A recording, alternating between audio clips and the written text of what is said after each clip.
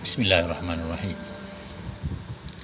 Ni jamu penawar yang saya buat khas untuk batuk. Batuk kahak, batuk kering, asma dan lain-lain yang banyak lagi lah. Dia kalau ikut, saya ni bukan doktor, saya cuma rujuk pada doktor dengan Tok Katin. Okey. Dia punca batuk ni kadang-kadang tak tahulah.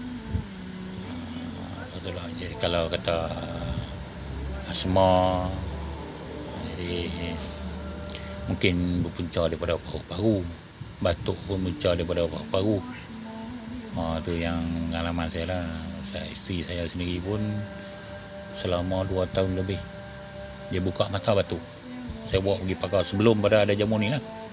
Saya bawa pergi pakar cek paru-paru normal, elok, semua elok, tapi batuk lillahi ta'ala tak berhenti. Buka mata batuk sampai kalau nak kata 24 jam tu taklah sangat, pasal ada masa tidur juga. Tapi bila buka mata duduk saja macam ni memang batuk tak berhenti sampai nak putus nyawa batuk. Tapi itu tahap dia. Jadi saya pun bila dah dapat ramuan macam ni, saya bagi cuba. Sekarang alhamdulillah dah tak batuk lagi. Jadi bukan kata ramuan ni yang mujarab, Allah Ta'ala yang berkuasa, yang menyembuhkan penyakit ni Allah Ta'ala. Dia yang bagi, dia yang sembuh. Cuma kita kena usaha, kena cari. Ni pengalaman saya.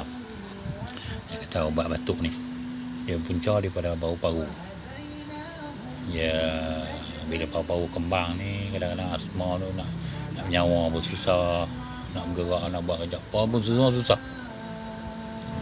Itulah ni pengalaman. Jadi bila minum ni, InsyaAllah rasa boleh. Jadi perempuan saya ni dah ni alhamdulillah dah boleh satu kata dah tak ada batuk ya. Guna jamu ni lah. Jadi yang ni ramai yang dah guna pun alhamdulillah. Tapi selalunya ni batuk biasa, batuk salah makan apa, benda batuk biasa ni lah. Jadi guna ini lah. Okay. Cara minum dia pun sama. Sehari sekali 30 ml. Tak kira kecil ke, budak kanak-kanak ke, dewasa ke, orang tua ke, boleh minum. Kalau kanak-kanak tu mungkin setengah cawan tu lah, 25 ml. Kalau orang dewasa ni 30, kalau badan besar tu 50-60 ml. InsyaAllah besar.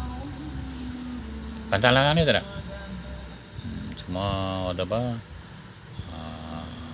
masa minum ni selalu yang semua ambil minum dia tak ada pantang apa, makan semua tak apa. Bila dah sembuh ni makan macam biasa, tak ada apa.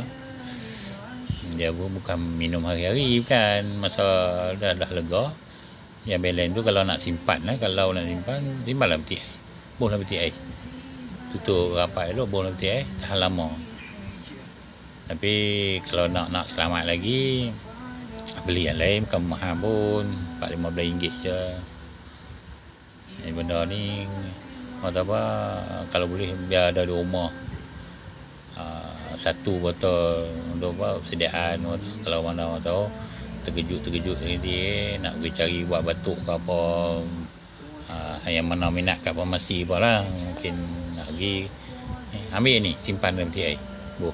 Bila nak guna ni, ambil minum macam biasa. Masa perut kosong lagi bagus. Nak lagi bagus dekat nak tidur tu minum. Cukup bagus. Kita lelap mata tidur, dia proses, dia merawat. Ni kaedah jamu penawar yang saya buat ni. InsyaAllah baik. Yang mana ada minum tu InsyaAllah.